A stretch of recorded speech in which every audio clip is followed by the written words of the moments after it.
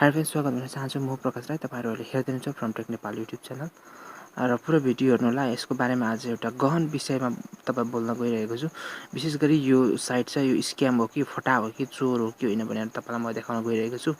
र अस्तिको दिन होला हिजो अस्तिको दिन तपाईलाई मैले यो साइट दिएको थिएँ अनि यो चाहिँ ट्रस्टेड साइट भनेर त्यति साह्रो मैले रिसर्च त गर्नु पाइनँ, तर थोरै इन्टरनेट रिसर्च गर्दाखेरि राम्रै ठिकैको रेटिङहरु देखेर मैले यसलाई तपाईहरुको माझमा प्रस्तुत गरेको थिएँ।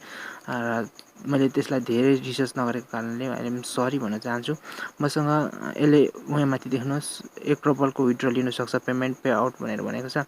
अनि मैले यहाँ 1.5 पे आउट लिँदाखेरि यसले के भन्छ तपाईले देखिहाल्नुहुन्छ। म अहिले यहाँ गर्छु फ्रेन्ड्स, अनि यसको लागि म तपाईहरुलाई एकदम भेरी सरी भन्छु। यो फ्रड हो के फ्रड हो भने तपाईहरुलाई अनि त्यसदेखि संसार त्यस्तै छ, स्वार्थी छ, के गर्ने अब फ्रेन्ड्स।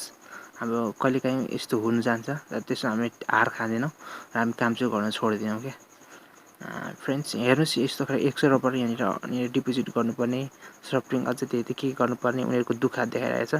हामी त्यस्तो कुरा जान्दैनौँ हैन। अब यो भिडियो यो साइटमा जोइन नहुनु होला भन्दै यो साइट लिएकोमा सरी भन्दै आजको यो भिडियो म राख्न चाहन्छु। यही अपडेट दिनु थियो।